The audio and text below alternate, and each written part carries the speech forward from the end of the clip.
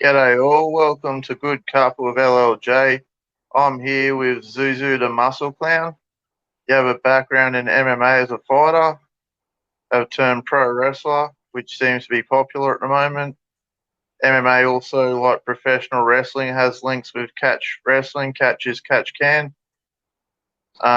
You became a top talent wrestling, willing to travel wrestling for many promotions. You're quite a popular talent on the local scene at the moment. Welcome to the show. Oh, thanks, man. Nice introduction. I like that, man. That was Sweet. nice. What you doing? Um, yep. The first question I'll probably ask you. You have a background in MMA. Tell us about your career in MMA. I started when I got a job in security, so I needed some. I guess I just was a scrappy kid. I did some boxing when I was a kid, so I was wanting to get some skills, start training, and yeah, eventually I started fighting. And I had quite a few fights. It was a bit of a journey, man. Um, I spent like at least 11 years of my life on the jiu-jitsu mats. Um, Loved jiu-jitsu.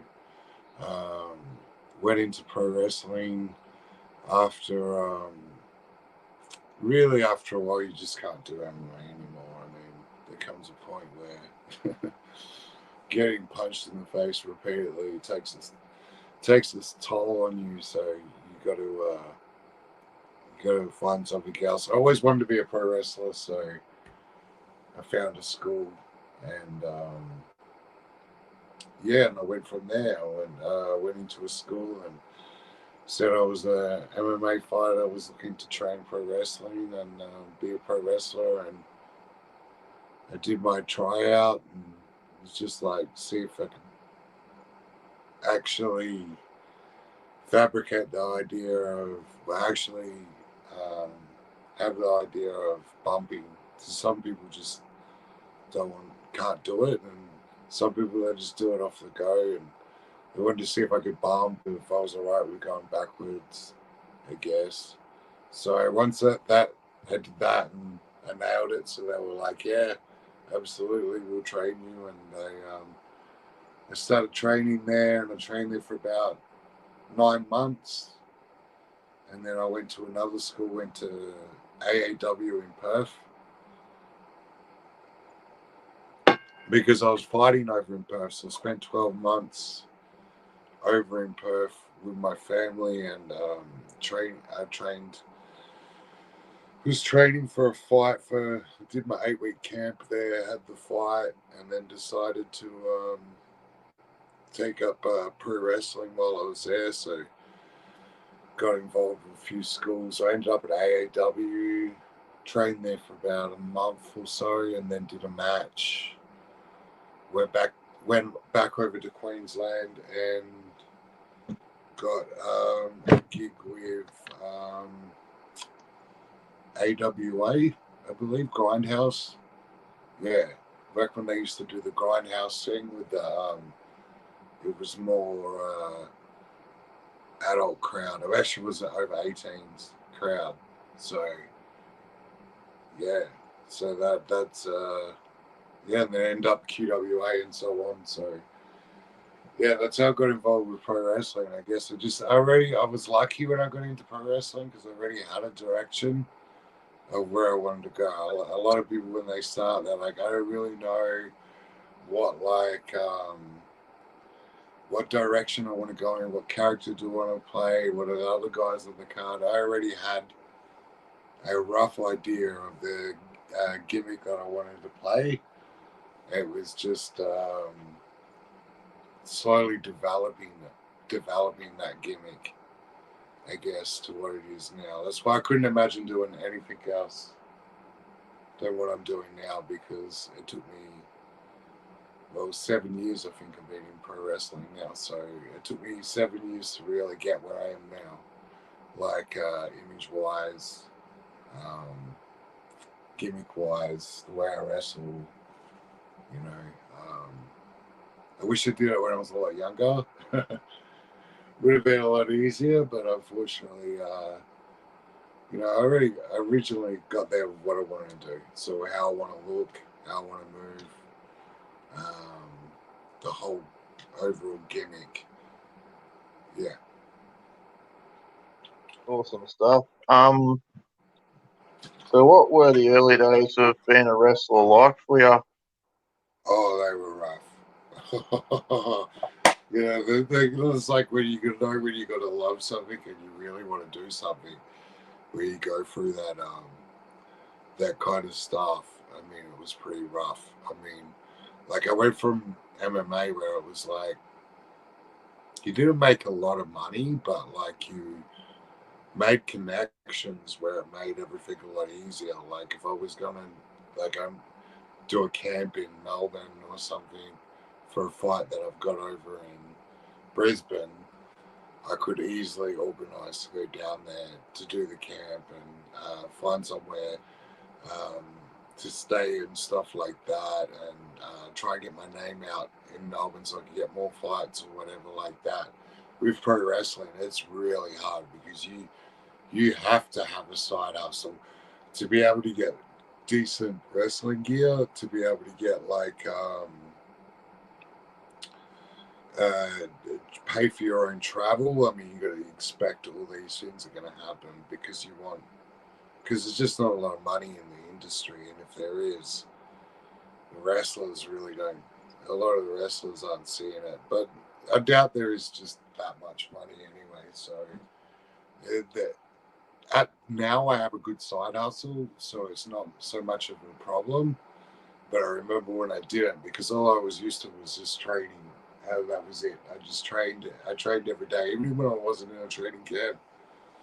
I was every day training, and I had training people around me constantly to help me out get work and stuff like that if I needed it, and just sponsorship, and you get all this crazy stuff. But when you're in pro wrestling, there's none of that. You're literally on your own until you reach a status where you can wrestle overseas, and then you can come back to Australia and charge like $1,000 a bookie. that's that's pretty much it. That's all you got, really. So um, the early years were really tough. It was that adjustment of life and sort of thing, and there was some times that were really tough. And also, I didn't really. I was just like a big guy that like was and you had a bump and you had to take some moves, but I was still like really green and trying to work things out. And I found a lot of people around me at the time, but a couple of people weren't interested in helping me. They were more interested in just pushing me out and not being a part of the scene and not being able to get bookings. But somehow I managed to find bookings, and I just managed to keep improving what I was doing, and I had to take those bookings in like small towns where like I moved to Townsville for at least 2 years to wrestle in Townsville, and I literally moved there. I lived in North Queensland for a couple of years just so I could train and get regular booking and get better, and then back down to Brisbane and still the same old. You got to like really fucking. Now I can get bookings in um, Brisbane, no worries probably, but there's not. It's not like it used to be there. Like I remember the AWA Grindhouse shows were like some of the best like Brisbane shows I've definitely ever seen. Like Nightfall's doing well and it's good, but like it's still there's no show that has that atmosphere that that they had with AWA. There is like there's a few shows that look good on social media. There's one show that's really good on social media and is a decent show with some decent workers on it for sure.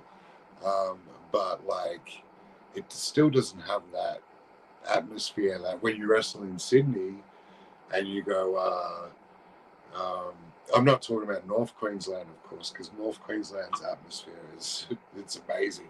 It's a really great atmosphere, but more sort of like, and Rockhampton's not bad as well, but the Brisbane is like, it's a reflection on the city itself. The city itself is just, I lived there for a long time, and now it's completely dead. So that's right. So, but now I'm sort of branching out. Wrestling in Sydney was a good move for me because I got to work with a lot of good companies that were that believed in me, and I got good footage, and I got some good matches. I had I had one where it was really bad, but the guy was like, I don't know how that match happened. But it happened. I did my best, but that, you know, that is what it is. But every other match I've had there have been like my favorite matches I've ever had, like for sure. I did a hardcore with ACAL. It's a kid from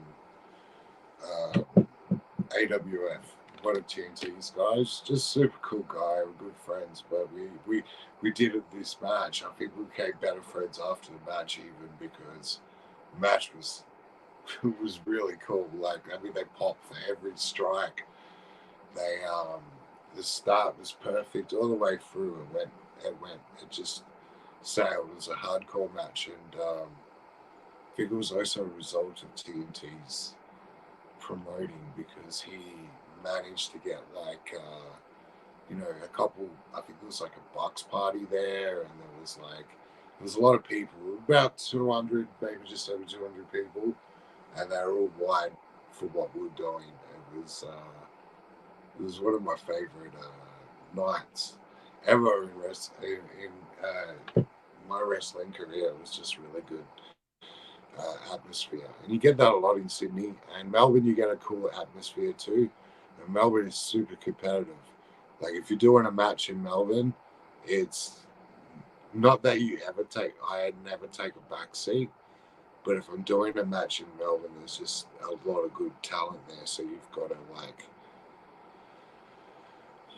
really, push yourself with your storytelling and your athleticism as well to get over that crowd. It's good. So I've got a few bookings in Melbourne coming up, so I'm excited for it. Awesome stuff. I noticed one of the bookings you had was a big match for Australian Outlaw Wrestling. Oh yeah, the deathmatch crew. Yeah, they look. I like what they're doing. Like, I'm not really much of a fan of deathmatch wrestling or backyard wrestling. Not at all. I'm a grappler, so I appreciate more grappling, display of grappling skill and some strikes and a lot of striking. But I don't watch deathmatch. But the thing is that, like, the reach you get with deathmatch, because it's over with the younger generation, especially the more progressive people that follow pro wrestling, they really love the gimmick of deathmatch wrestling. So if you get a lot of reach through it, and also I find it's like a little comical that if someone 7 years ago, that like some kid at a show sees me and remembers me, and then he's older now and he's watching like deathmatch. He's that same guy in the same sort of gear doing deathmatch instead of, like, live at Supernova or something like that. Like, it really pops them. So I have fun with that. I do it in full gimmick. Like, I'm not going to wear jeans and go out there and roll around in thumbtacks. I'm going to wear I think for my next, for that match that I've got, at Outlaw, I'm going to wear my Ninja Turtles inspired gear. So, like, I'm just going to go all out, man. Like, you got to try everything. I think you got to try a bit of lucha. You got to try a bit of big man wrestling. You got to try a bit of technical, a little bit of high flying, a little bit of. You've really got a bit of death match. You really got a people like different flavors of ice cream, and if you're just like, actually, I heard a Japanese wrestler once. He said the coolest thing, like, saying about a chameleon, and like at the time, I was thinking about my gimmick, and I was like, if you could like, just like you could do any kind of match with that gimmick, that would be really good. And I feel like with the look that I can get away with it. So I'm giving it a shot. But yeah, I'm excited for that one. That's So yeah, Josh. Oh, yeah, Josh Marsh just said I remember um, ZuZu from his XFC MMA days. oh really? XFC days? Yeah, Extreme Fighting Championship. Yeah, I did fight for them for a while. That looked like I was a total journeyman, dude. I just like love to fight. I used to love to fight. I mean, now the idea of it, like honestly, like the idea of getting in there with some young guy that's like fucking like a tank, and he's ready to go and he's hungry. He wants to fight in the UFC, so he's like destroy you. Just in sparring, that's not fun anymore. Like he used to be fun, but now it's just like I think my last fight that I had was against Michael McDaniel at Grow Strong, and I for the first time ever fighting, I wasn't nervous because I was so used to pro wrestling now that I was so used to pro wrestling that like if you're willing to put on a clown costume and jump off shit in front of people, then you're not really scared to jump in a cage and fight someone, I guess. Like you're not afraid of looking stupid. So like I felt like full confident and I was really ready to go. But just unfortunately that chin just isn't great anymore. I mean, like it was a strike to the back of the head that got me and floored me. But to be fair, Mike's put away like he's got the fastest knockout for like MMA history in Australia. So like he put it to sleep a guy in like 2 seconds. So I think I was just lucky to last as long as I did. To be honest, I mean like that guy's a pure athlete. He's like 6 foot. He's like 6'6" or 6'7" maybe. He's a big guy, big fit guy. And I think what I underestimated for that camp was that the cage was a lot smaller than I thought. So his reach was like really hard to move around because the cage was, I swear, felt like a bathtub compared to the XFC cages. They were quite big, but as I said, like I'm the kind of guy that's just like I'm not uber. The thing is, I'm not uber competitive, and I love training and I loved fighting. But like when it came to like life outside of training, I didn't live the life that an MMA fighter should live. Like I didn't watch what I ate. Every now and again I was drinking. Um, I remember, I remember I had a boxing fight, so I took on short notice, and it was real short notice, and I was not in shape at all. And my coach was, "You'll be fine," you know. The guy's like, he's not really good. And I was like, "All right, sweet." So I did it the night before I went drinking, and then the next day I I had a KFC for breakfast and a cigarette. So that's how that's how serious I took. I just love fighting, man. Like I loved it. I loved MMA, and I loved. So I didn't have the best record, and like, but every time I did fight, I swear, for a guy with one lung anyway, I've only got one lung. I swear I went like, people never wanted to fight. Most people never wanted to fight me again because I was just like, I was super strong. Ground game was good. It was good jiu-jitsu. I had decent striking. And I was crazy, man. I was like a bull. Like, as soon as they let me out of it's like a bull if you were to stir it up and then just let it out of a cage, And that's another thing. These guys are skilled. So, like, if you're doing that a lot and they know it's coming, they're just gonna like counter that. They're ready for it. They know you're gonna do that.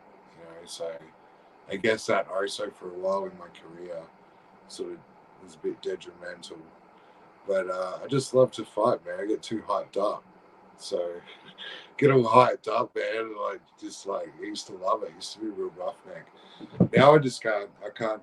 Like in my last camp, one of my sparring partners had like a whole bunch of boxing fights, like a whole bunch, and he was a young guy, and he was really tough, man. Lucky for me, he didn't have a ground game, so. And they wanted him to work on his ground, so I had taken him down a lot. So I sort of got away with being repeatedly punched in the face. But, but yeah, it takes a special person to live that lifestyle because it's tough in the gym. And then when you leave the gym, it's like having a hard day at work. What do most people want to do after a hard day at work? They want to relax. So, like, you're training 3 hours a day and then go home and eat like a bowl of green vegetables. It's pretty tough. I kind of love pro wrestling because I just lift weights, and every now and again I go do some drills and maybe learn some new moves and stuff. And I watch wrestling 24/7. So it's a lot different lifestyle, and I can get away with a lot of stuff. It's more suited for me. I wish I went to it. But that boxing fight, lucky for me, turned out to be a draw. Because the guy was actually pretty decent, but he did lack experience. So I got lucky, but I was in the last round. I was really took a hiding. I don't know how I didn't fall, but I was still standing, got a draw. But yeah, man, I much prefer pro wrestling over everything. I mean, I always wanted to be a pro wrestler, so yeah. So the lifestyle suits me. I'm always on the road. I like it. I like traveling. I think last year I moved like 8 or 9 times. I went from Melbourne to Sydney to Melbourne to Brisbane. I moved a lot of times. So in the last couple of years I've been on the move just wrestling, and I like that lifestyle. I guess it's the old school lifestyle of pro wrestling. I had Dazzler Dunlop, who I've interviewed on his show. He's an old school Australian wrestler. He's done a book recently. He was asking, he was asking about you, and gave him a bit of background. Because he was asking where you're based and whatnot, and I said, "Oh, he's a bit of a journeyman." Oh, great answer. Yeah, that's true. Oh man, that's really awesome that he hit up about me. That's pretty cool. I like it. He wrestled back in the WCCW days in Australia with George and stuff. Oh yeah, NAW. No, remember that guy that you were talking about? Where did he wrestle? Oh, having a mental blank. Sorry. Having a mental blank. Oh, I think I would have been old school George Julio. He would have worked with George Julio. Oh yeah, Dazzler Dunlop was around the time of like the Hitman, George Julia. Yeah, nice. Yeah, George is a Yeah, legend too. I love George. yeah. So, Dazzler Dunlop was trained like he was a fan of the old school Australian World Championship Wrestling, but then he trained under some of those people, but he come up just post World Championship Wrestling. And okay. Cool. yeah, so pretty interesting era, and has like met people like Mario Milano, etc. Oh wow. Yeah. So yeah, and I also interviewed his brother, Red Hot Ricky Diamond, who come up in the 2000s, mid to late 90s era.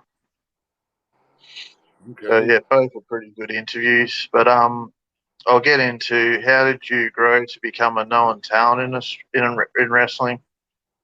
I want sorry. Oh yeah, Sorry. how did you grow to become a known talent in wrestling? By being an absolute pest. That's how. I didn't go. I didn't. I just didn't go away when they wanted me to. There's certain people that probably wanted me to go away, and I just didn't. I just stuck through. And actually, the fact that they wanted me to go away actually made me want to stick through it more. So I've just been persistent, man.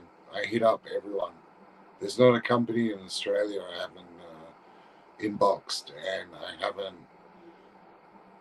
sent footage to, and told them I'm willing to relocate to their location to work their shows. Um, if they'll run me in a program or something for a certain amount of time, or I mean, there's just I'm just constantly doing that.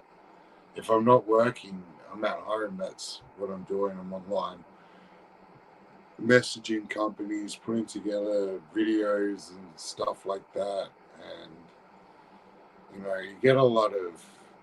I guess you get a lot of people that run Instagram pages for companies that don't actually have anything to do with the company. They're just like a mega fan or something of the go to all the shows. So they're like, I'm gonna run. This happens. So there's a lot of that, but also reaching out to fans as well, following other wrestlers, trying to. I mean, just trying to get my name out there. That's what I've done, man. And then just go to the gym every day and lift heavy stuff, even after work, and eat a lot of like protein. And just yeah, man, just I try to. That's why I probably got where I am, just from being a body guy, because I worked pretty hard for that and sacrificed a lot for that, and I work hard to spend money on my gear and get decent gear, and I put everything I've got into what I do. I took up fire breathing. Um,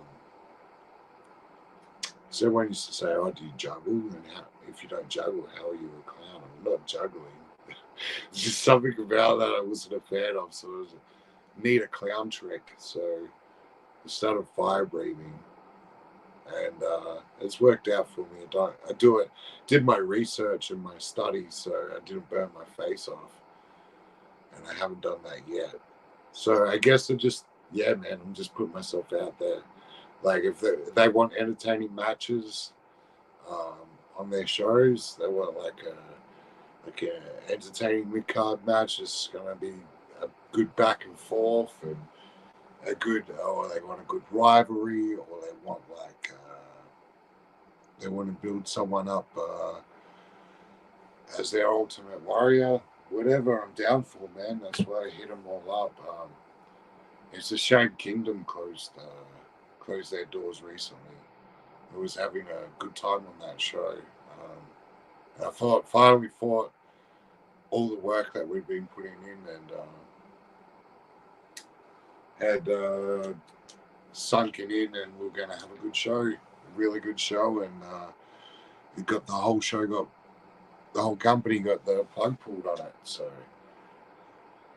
or that's a lot of people are a little bit about it, but you know what, it happens. As I said, there's not a lot of money in this business in Australia, so and if it is, it's the wrestlers aren't seeing it, so you know, it is what it is, man. See what happens. I might not. I mean, I might get the. You never know what's going to happen. That's the thing, Lance. Is like I could have 3 bookings in Melbourne, all year. And that would be my only bookings. That could happen. or I could have 3 bookings in Melbourne, 2 bookings in Sydney, 1 booking in Brisbane, or vice versa, and then shows get cancelled. You have to move around. This show can't put you on anymore because you weren't available, and now they've filled the card.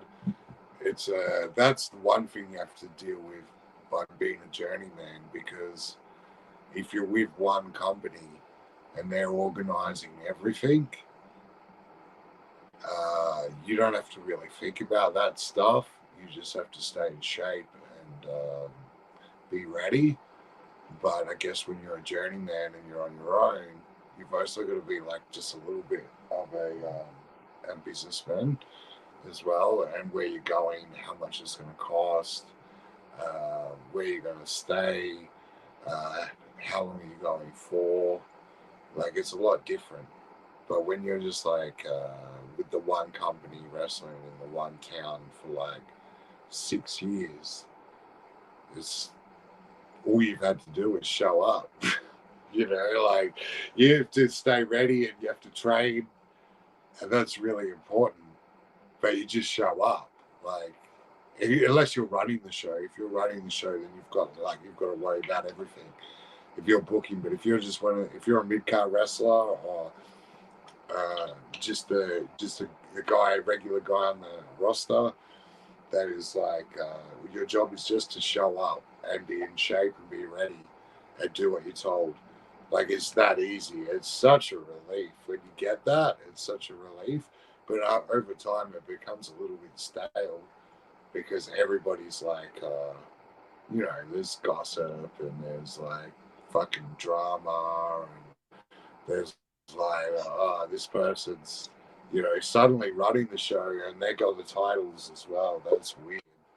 Like, everything I learned about pro wrestling just been like shat on right in front of me. So, like, I don't know. It's really odd. I'd rather just be able to go wherever I want, wrestle wherever I want. I don't want to play politics, like people saying, "Oh, if you go wrestle there, you can't wrestle here." Like, I don't want that. I don't do it. And it's a shame when you don't do that.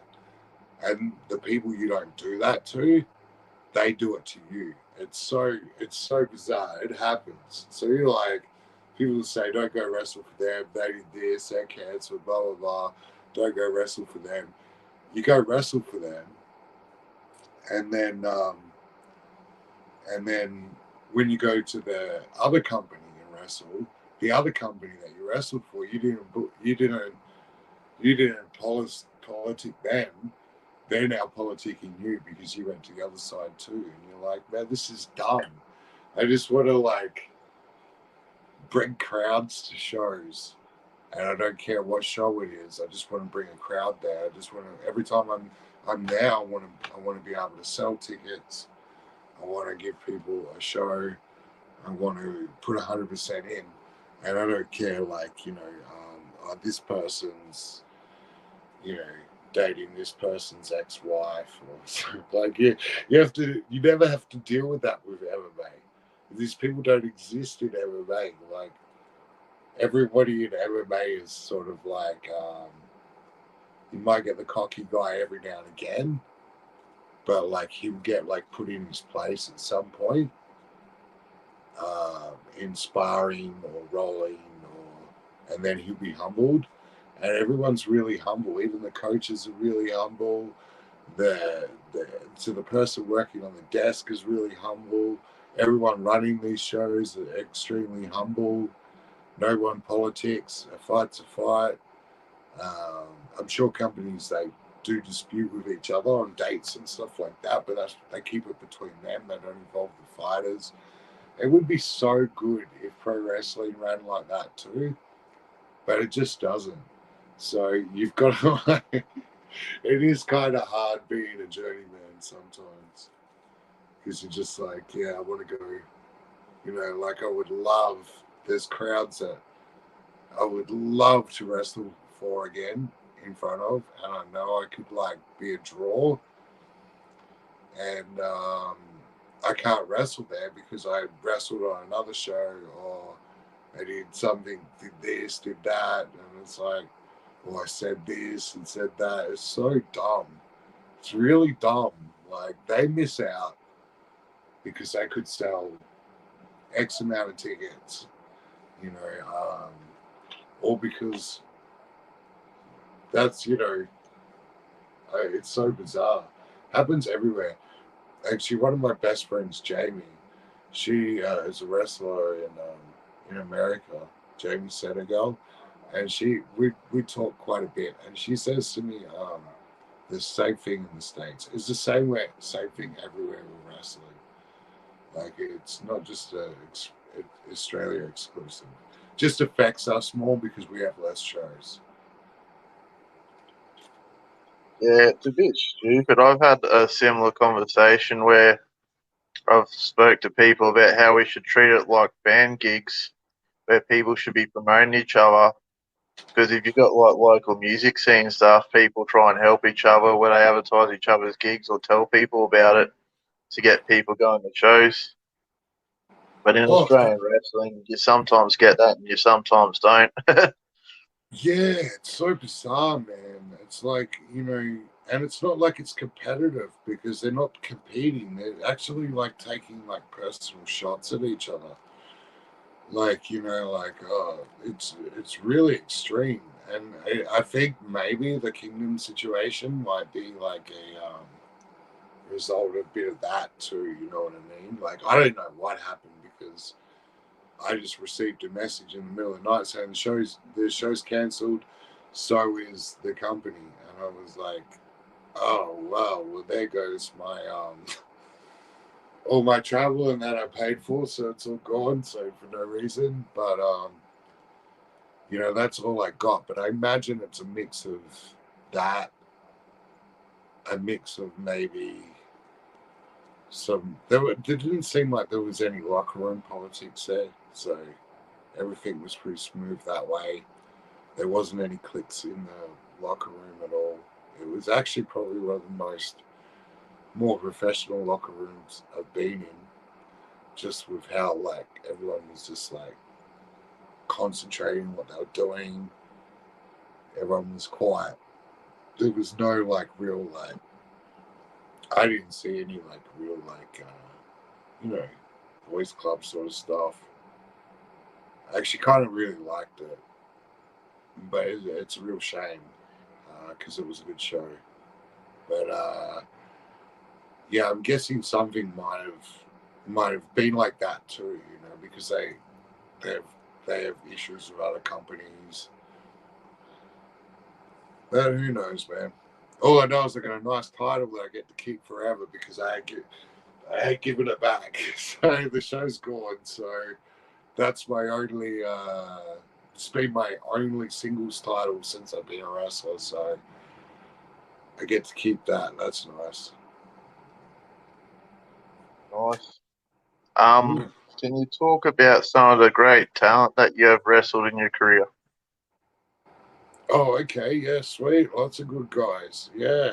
You know, I think going back, like, to when I first started wrestling, I wrestled a guy in Perth called Julio Garcia. Yeah. And he was super good. I wrestled him again in Brisbane once. I got him a gig in Brisbane at a Australia Day, and it was in the middle of the mall, the Fortitude Valley Mall, and I wrestled him in a hardcore match. It was so fun. Um, then I would say I really liked working with David Streamer as well, because like he was like, man, he was like real snug. He's a PWA guy. This is real trained, and the booker told me that they like to go like have matches that go go go go go. So I was like, oh, perfect. I love that pace. I'm going to see if I can do it. And we just went. And same with Marcus Adonis in Townsville. like he was a super good, probably the best guy I wrestled up there. Yeah, definitely the best guy I wrestled up there was Marcus Adonis, and he's like just like a local guy there. He's not like he ever wrestled anywhere else on the indies, like, but he was just like super fit, and we just went. We didn't stop. We didn't. That actual whole match is like what I base like my whole look now and my whole uh, match psychology. Everything is based on that one match that I had with him because it's probably one of my favorite matches to this day to watch. Like of mine, it's like I'm really proud of it. Um, and I used to try a lot of different costumes, and I think the costume I tried in that match was the one I ended up going. Yeah, that and the face paint, the red skull. I was like, that's my look. That's what I'm going to go for. Also, I've worked when I was wrestling in Melbourne. I wrestled a young kid called Valito.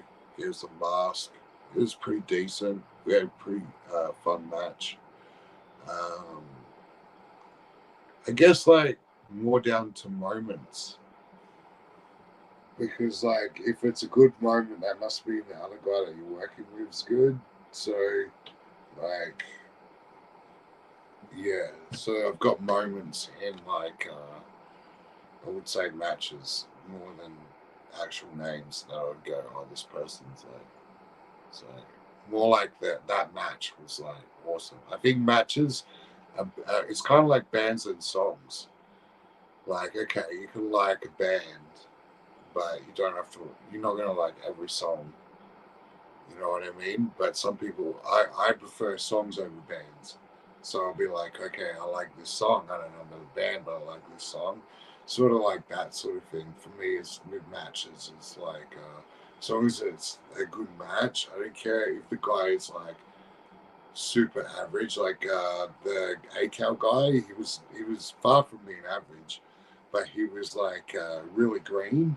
But he was only like his third match, but you couldn't tell that because like the whole time, like everything just ran smoothly. I guess he's trained by TNT, so he knows his shit. But TNT obviously gets people really ready, so pretty quick. So yeah, I guess like he's one of my favorite guys that I've wrestled to, just because that match was. So Marcus Adonis, him. Um, I really wanted to work Seth Tyler's, but it never happened. Um, uh, yeah, yeah, that would be. I'm constantly working with new people. Um, Goran Nikolov, he's a really good guy to work with. I've worked with him a couple of times. Me and Goran go pretty way back. I'm pretty keen to work just about anyone. There's a few people that I've got like my eye on that I'm like looking to. I really want to work, and a majority of them are in Melbourne. So hopefully this year, I've got couple of VPW dates, and I've got a couple of, and I've got this death match. So it should be pretty decent. Should be pretty decent. That I'll get those matches. Who knows? The fella you're fighting on like the Australian Outlaw Wrestling show, I'm trying to remember the title. He's like an American fella. Is his name? Oh, Guido? yeah, that's the one. Yeah, because the title you're fighting for, trying to think of the name of it. Is it like UW? Agua? Yeah, Aqua. That's it. Yeah, you're fighting for like their. Is it like the death match title? I'm trying to think of the name of it. Yeah, it's a deathmatch title. I think it's Ultra Violence title or something like that. Yeah, that's it. I mean, just with those sort of matches, it's like, you just really sort of like trying to think of a way to survive. It's like you have to do the nastiest stuff and survive, you know, like, you know, you got to be willing to, some of the stuff discussed is, that has been discussed about that match. Yeah, it's going to be a good one. It has me pretty excited. It looks like a really good fight. It's yeah, well, it's deathmatch. You know, like the funny thing is with deathmatch is I don't watch deathmatch, but I will watch my own stuff on it, just because I believe it. You got to tell a story either way, even if it's not deathmatch, even if it's deathmatch, you've got to tell a fucking story. And my world, my world's, my imagination is pretty twisted, so it works. I think I have a place in deathmatch because I have that twisted imagination, that I have a good pain threshold, and I'm willing to go as extreme as possible that is allowed. Um, is allowed. So without endangering, I guess the only thing they would really worry about is like endangering the crowd, I guess. But it's pretty. You've got to be willing to do that for that stuff. And even though I'm not a deathmatch fan, I'm willing to. I'm willing to go. Um, I'm willing to go to that level with anybody. I don't care. So I know that if a situation gets out of control, that you really got to do something because there's sharp stuff around. So there's no like, okay, fucking guy gave me a stiff shot. You know, like I'm dizzy as hell. You know, now he's going to go for a blade that's, you know, hasn't been discussed. I'm just going to let him get away with that. No, there's none of that. That's like, if they go for that blade and they're acting out of script, out of what's planned and discussed, then you've got to be prepared to beat their ass. And I'm pretty prepared to do that either way. So hopefully, in my deathmatch career, that nobody tries to do what they, you know, the David Arquette incident with the Nick Cage thing. Yeah, I don't know if I would play with that. Like, if you get someone was to like, I think they're gonna stab me, like, because we have, you know, haven't discussed anything, then I'm gonna fight like a bull in a cage. So, so I guess it's good. You got to be prepared for that sort of stuff. It's a dangerous environment. It's more dangerous than normal pro wrestling. Um, you know, like it's a real dangerous world, and you got to be willing to. These guys that do survive in it and do it for like ever. Like, oh my god, like Nick Gage has done this forever. Like so many guys, Casanova, Valentine, all those guys have done this for like so long because it's been a thing in America or whatever. And it's pretty new to Australia. I don't know how anyone would want to do it for like a career. Like I'm going to do it like once and every now and again, just as a gimmick, um, to my character, I guess. It's pretty funny, but I wouldn't want to do it. I wouldn't want to exclusively be a deathmatch wrestler. Like I think that's a pretty crazy lifestyle. And no wonder most of them never get to the gym, because you look at them and they don't look like they go to the gym, and it's probably because they're so destroyed, you know, like from bumping through cinder blocks every weekend and stuff like that. So I like to stay in shape. So I do like And I have a furniture removalist, so I'm always, if my back's gone, I don't make money. If my knees are gone, I don't make money. I can't work. So, yeah, I just want to do one every now and again. Like, I don't want to, but when I do them, I want to go as extreme as possible, like as crazy as possible. But I definitely don't want to do them as a career. I couldn't think of anything worse, to be honest. Because it's just to get that reach to the younger generation that watch wrestling, the younger indie fans. You really to survive. You've got to stay up to par with them and what they like to see. And they love the deathmatch stuff. It's got like a big underground. You reckon you'll take inspiration from Terry Funk because he had like a background as a technical wrestler and he got into being more brutal, but like he was able to rotate between good wrestling and psychology and deathmatch. Yeah, you know what? You're right. That's really that's true. Yeah, there's somebody maybe without like me realizing, you know, because he's definitely somebody I've always watched and respected for sure. Terry Funk, like he's super like good legend. Like him, Jerry Lawler as well. Jerry Lawler did like not so much deathmatch stuff, but like he did a lot of like you would have seen the concession stand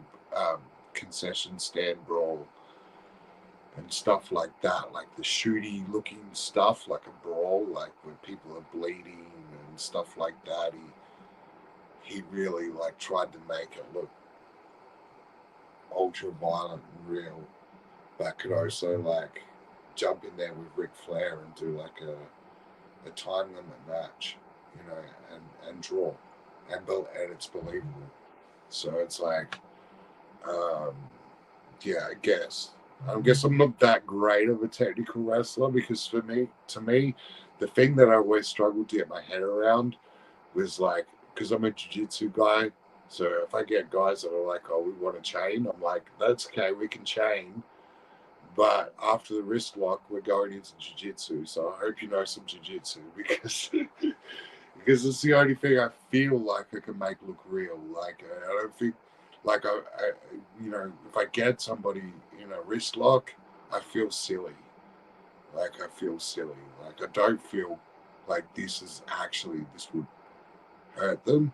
But that's just me. But I would rather an armbar, like a flying armbar, or maybe a guillotine, go into an armbar, they escape, etc., etc.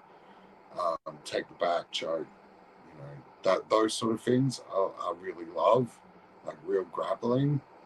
Not to say that pro wrestling isn't real grappling, because if I went to Japan, I'm pretty sure if they heard me say that, they would twist me up like a pretzel. But like, but like, you know, I feel like if I get a guy that's like, I want to chain more, then I'm going to be like, all right, do you mind if I do some jiu-jitsu? Because it's like, you know, we'll go over it so you know where to go and everything like that. Um, but I don't think I'm like definitely not a wrist lock uh, takeover guy or a headlock takeover guy. I'm just arm drag guy. I'm just more of a powerhouse brawler, but uh, yeah, I'll try and throw my body at people. That's my biggest offense is I just throw my body at people. So my big So you'd frame. probably be like a Terry Gordy, Scott Steiner. Yeah, definitely. That's how I feel. I feel like those sort of guys, like, yeah. And Warrior, I love Ultimate Warrior. I love the way he like runs forward when he hits the ropes. He doesn't cut the corner to the side. He runs forward. It's kind of like a freight train. Like, it's kind of interesting because like not a lot of people do it. Actually, he's like one of the only people that do it. Most people like you run and then you cut to the left and you come back, but he will like run straight forward come back, duck the line, come back with a flying shoulder block or something. I love that sort of stuff. Like, I really like it. So, um, I been watching a lot more Japanese stuff, a lot of the shootier stuff. Uh, yeah, so I wouldn't say I'm a technical guy, definitely not. But I definitely like the idea of doing PG stuff, doing overrating stuff at the same time. I like the nostalgia. I like the aesthetics of it as well. It looks cool. It yeah. I've got an interesting question for you. I'm really keen to see what you reply with. What are your thoughts on current MMA fighters becoming pro wrestlers? What are your thoughts on how they are booked regarding creative, and how would you book them? MMA talent, etc. Well, whatever suits them. Like it could be an MMA guy, I guess, but he doesn't want to do like the MMA gimmick. Um, this kind Yeah, of I like, meant like in general, not guys. I said guys, but I meant like male and female. So like you got like Ronda Rousey, for example. oh yeah, yeah. Well, the females, the girls do so well. Like honestly, I think the whole Charlotte Flair Ronda Rousey feud was unreal. Like I loved it. I really think the females of pro wrestling, they rock it, man. They do such a good job. Um,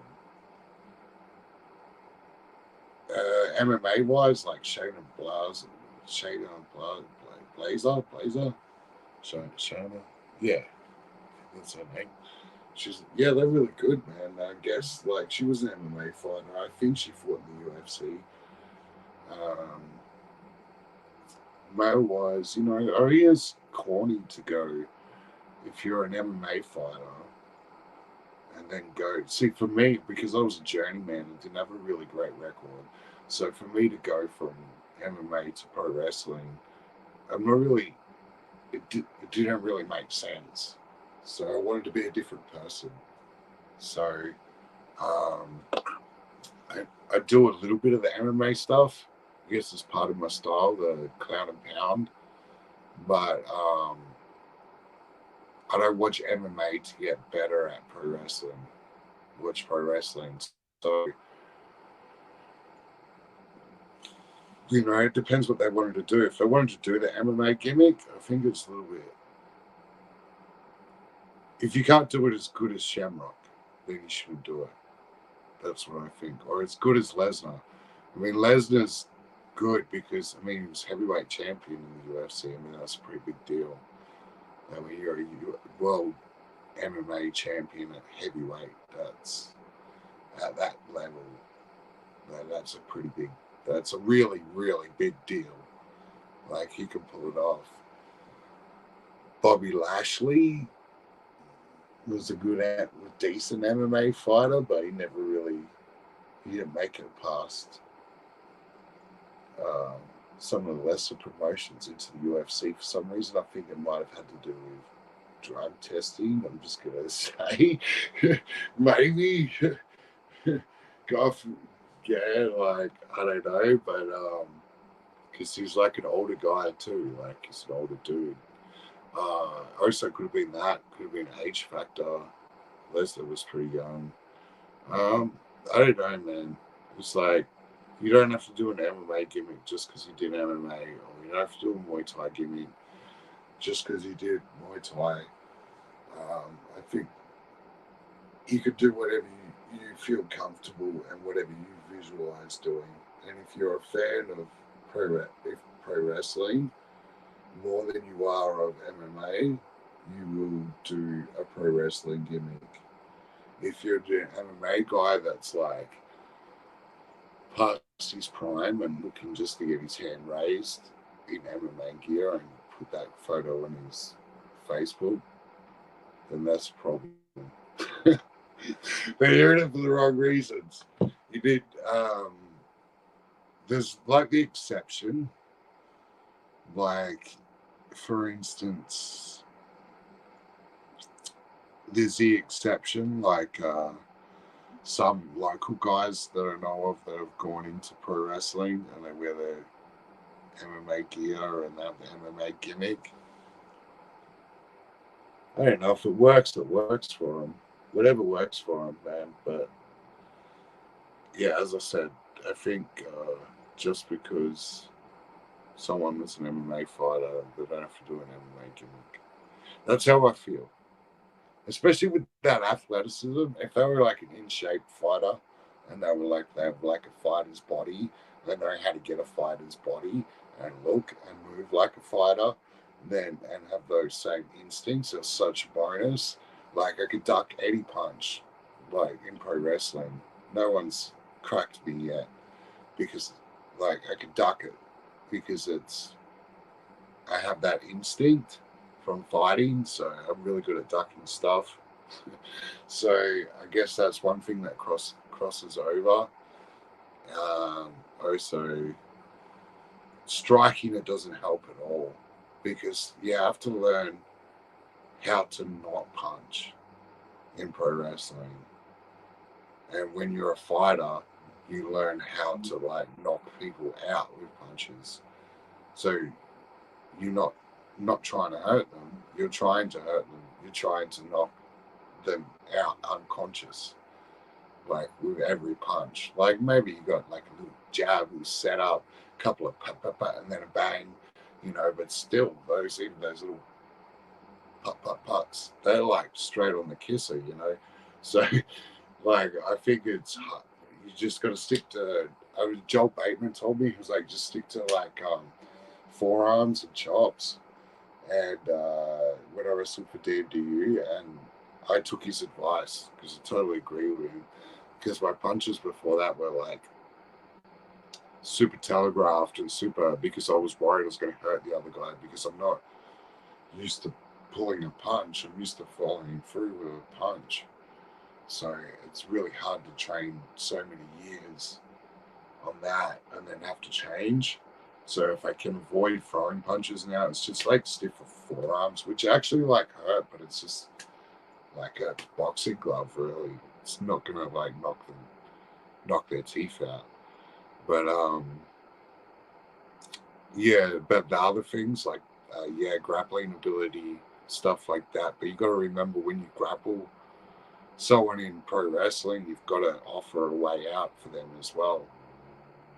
And when you're grappling for fighting, you're not offering them a way out at all. So there's also training for that. So you're going to learn how to do your moves safely. There's some guys just, I found when I started pro wrestling, there's some guys you would lock on an armbar like you would lock on in training at an MMA gym, and they can't do anything for a week because they've got a damaged shoulder. They're not used to it.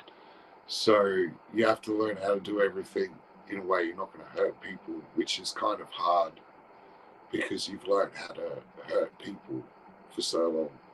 So it's people say the opposite. I've had people say, "Oh well, if you throw punches, you should be able to throw a works punch because you have good stop control." It's like, man, when I throw a punch, there's no stop control. My punch goes straight through the object. That's that's the way I was trained. So, I don't know. It's a difficult one.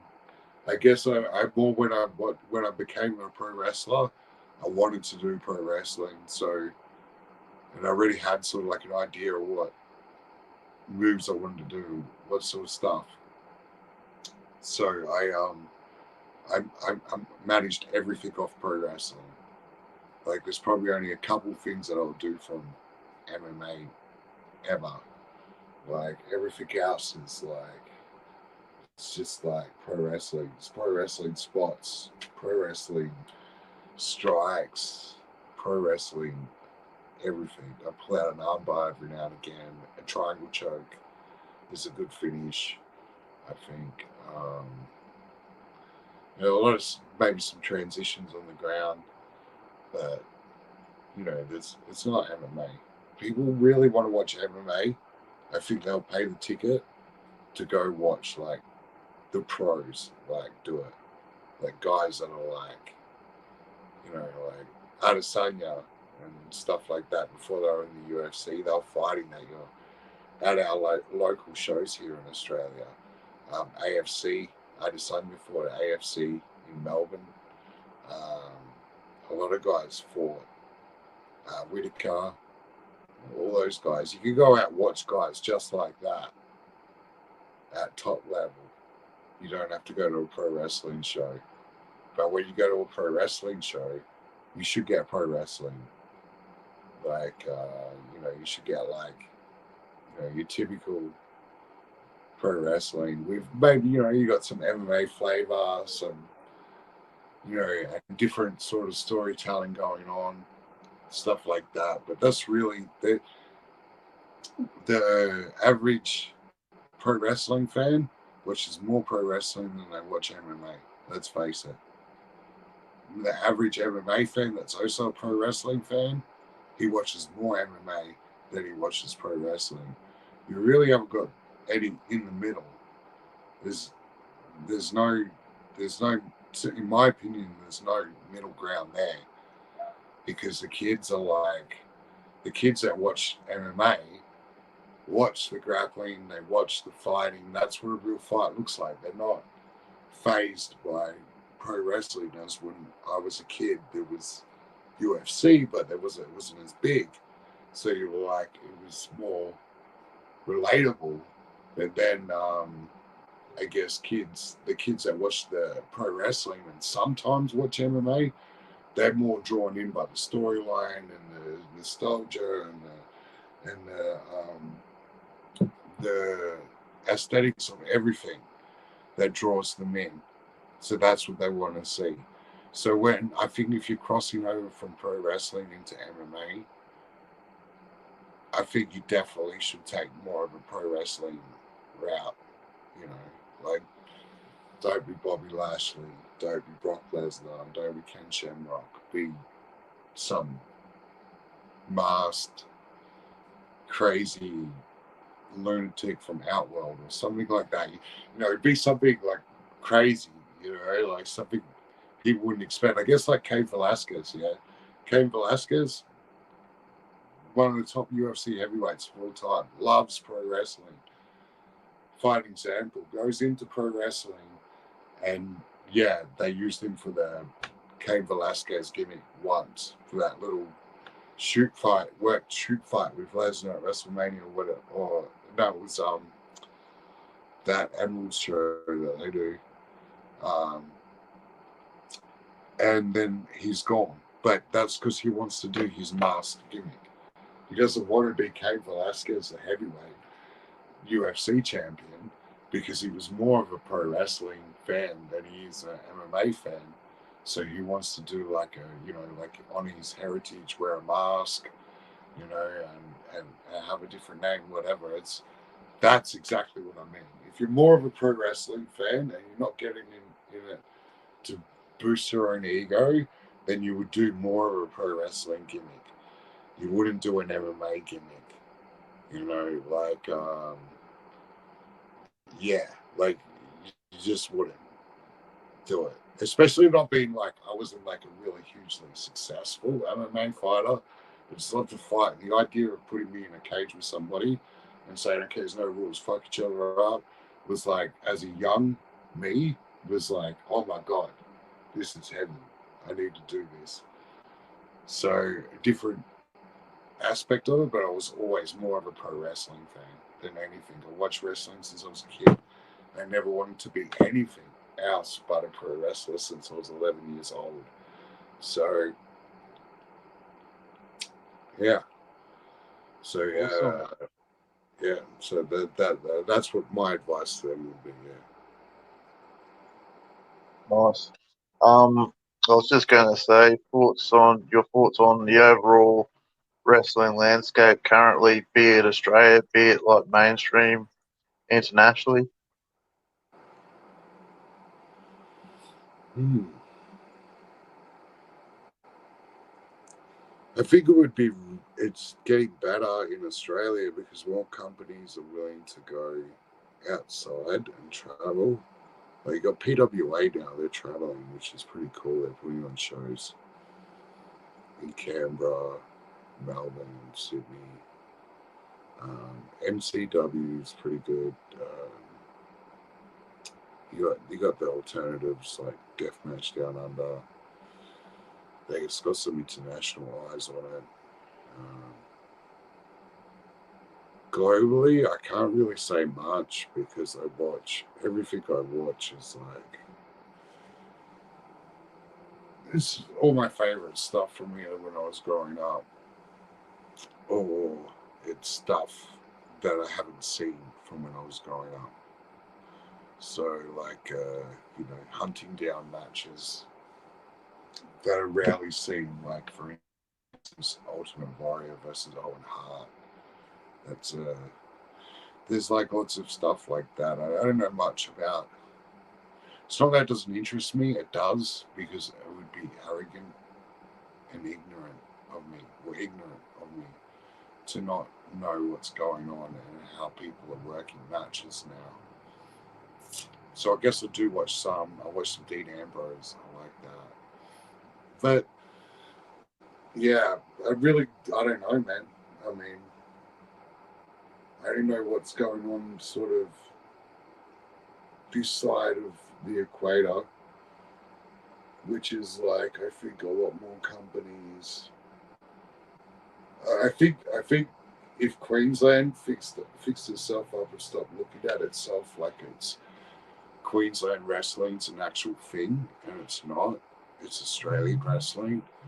So if they start looking at it like that and stop being so tribalistic, then they could actually branch out and go interstate and be a part of Australian wrestling, which is how I look at myself as an Australian pro wrestler. I'm a Queensland, West Australia, ACT, New South Wales. I'm not into that shit. I mean, I'm pretty sure like people overseas don't go, oh, you know, how about that Queensland wrestling? No one gives a fucking crap. Like everyone should just be like, we're Australian wrestling. We book people from out of state. When we go out of state, they book us out of state. We're all going everywhere. Instead, everyone's going to like stay in one state. And they're not the only state that does it, unfortunately. There's other states that do it as well. But one of the things I've really loved about the connection of Queensland, New South Wales, and Victoria is like they kind of just work as one. They're just kind of like Australian wrestling.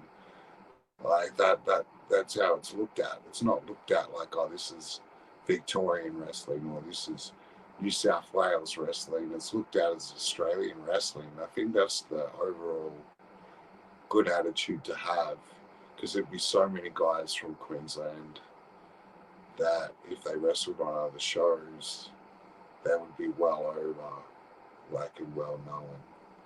But they're all focused on Queensland wrestling, and we're going to get paid heaps because we come from Queensland. So no one's gonna. They're gonna like. I think you know what? When people overcharge promotions, like it's bullshit. Like it's absolute bullshit. It's what kills the industry. So when people are like, okay, I'm gonna work that show, but you're gonna have to pay me $700-800 all up as travel included and everything to come down there and work a match. Like, and people pay it, and then they can't run another show for like 4 months because they had to pay like this insane fee. You know, it's really silly, man. And I think it happens a lot in Queensland, and they do it to each other. I would really like to see. There's a lot of guys I would love to see over in New South Wales and Victoria. Um, Guys like, for instance, Tommy Asgard. He's like a huge dude, and he's a good dude as well. He's a good friend of mine. We'd like to see him more in Victoria or in New South Wales. The list goes on. There's he's got AC Brownie. He gets down to New South Wales quite a bit. You know, these are guys that he's a guy that he knows that. He knows it's not just like Queensland wrestling is not a thing. It's Australian wrestling. You know, because he'll go anywhere they'll book him. But I guess I don't know, man. I don't know. I mean, I know that I've got like a couple more years left of wrestling, and then I don't know what I'm going to do. Just because, you know, there's only so much you can take bone-wise and stuff. But I'll still have something to do with wrestling, but I'm not sure. Could be the pyro guy or something. But, yeah. I don't know if that answers your question, man. That's my best answer. Oh yeah. What are some rising stars in wrestling we might not be familiar with? You see having a future in professional wrestling currently?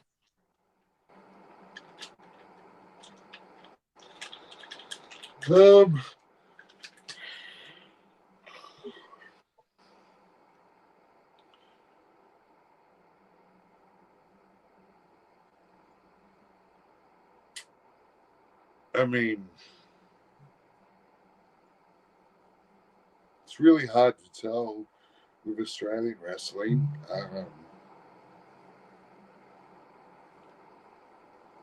I guess the flavor of the month and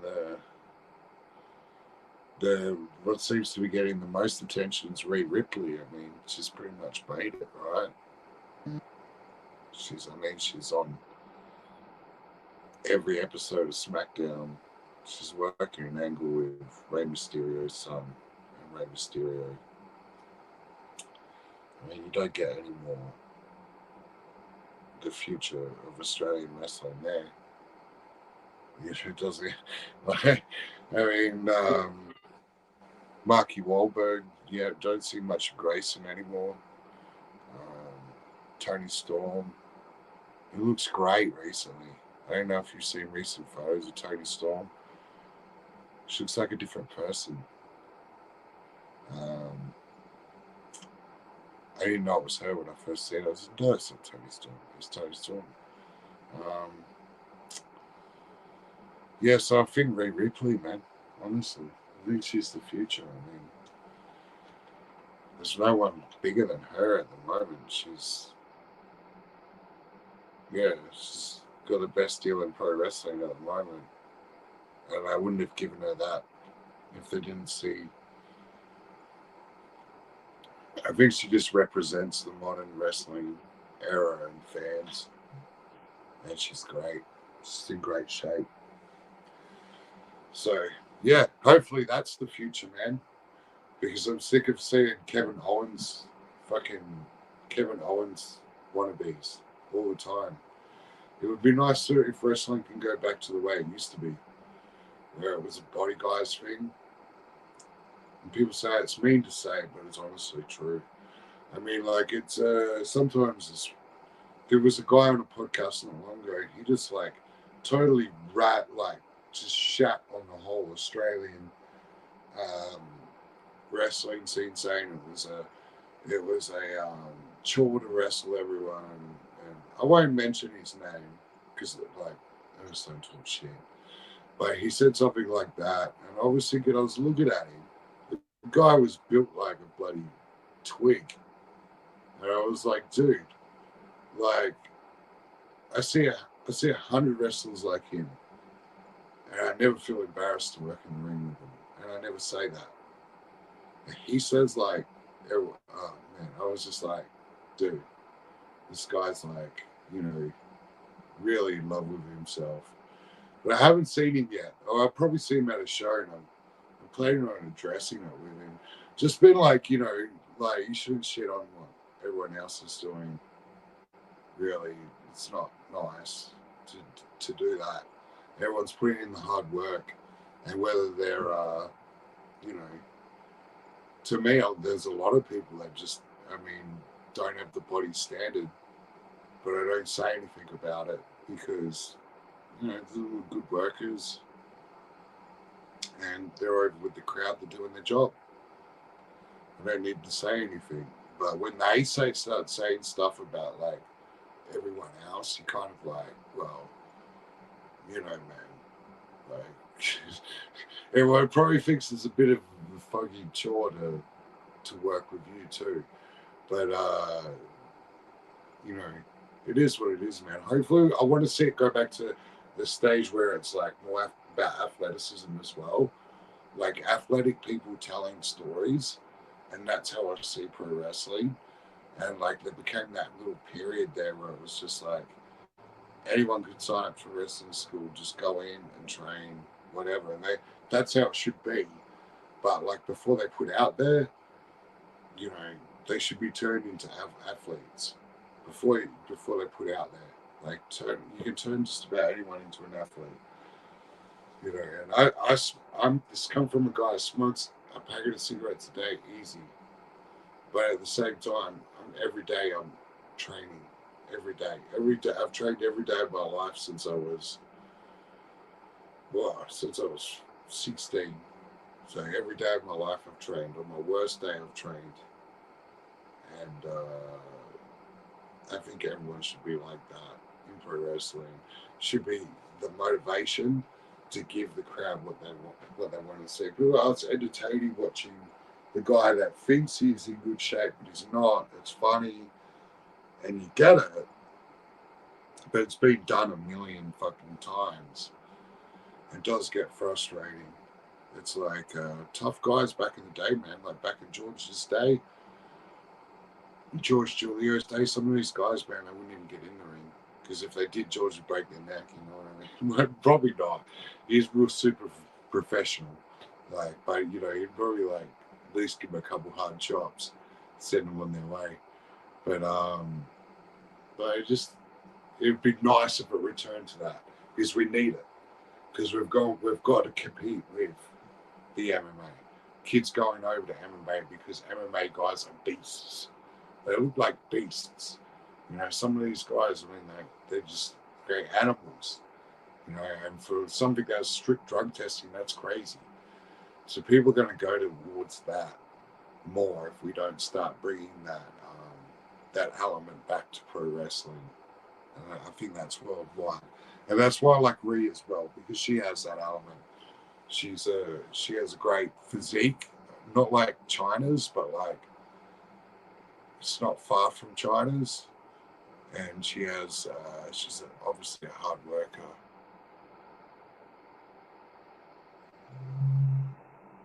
Sorry, man, just got a message. I've probably got to head off anyway. No worries. Before we go, I was going to ask you. I'll just prioritise what I'll ask you. Yeah, it's been a pretty good chat. Any online media you have people can like or subscribe to? Yeah, just have the one Instagram, which is I Want Your Corpse. Or if you look up ZuZu, it should come up. But I believe there's two because I had a backup one. But the other one is I_want_your_corpse. That's my Instagram. You can follow it. Awesome stuff. Any last thoughts, rants, etc. before you go? Nah, bro, I think I've let it all out. I've got like a whole bunch of stuff I've got to do today. I've got to go to the gym and stuff I've got to eat. So otherwise I might start shrinking. But good talking to you, brother. No worries. Likewise, it's been an absolute pleasure. Really appreciate having you on. Found Thanks, a lot bro. of what you said too quite interesting. Thanks, mate. Yeah, you have a good one. You too. Enjoy the rest of your day. Will do, mate. See you, mate. Catch up, mate.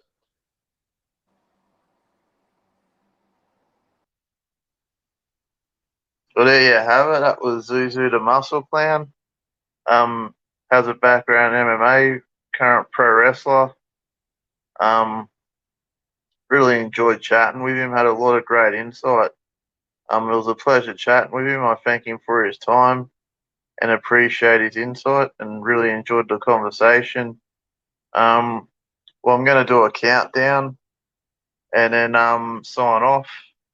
Also, want to say I appreciate ZuZu the Muscle Clown's time. It's really appreciated.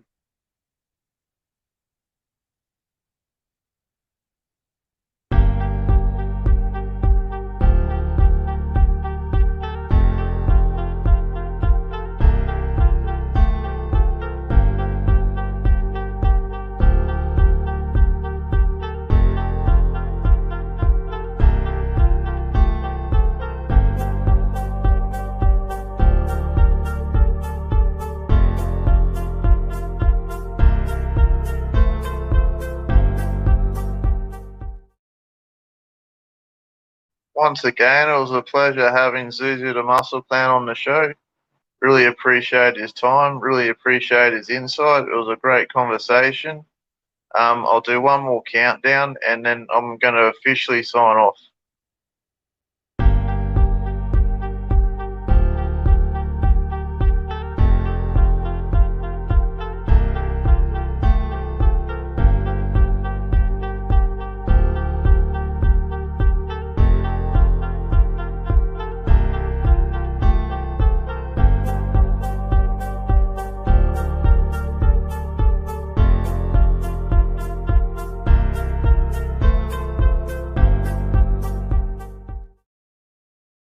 It's been a pleasure on Good Cuppa with LLJ.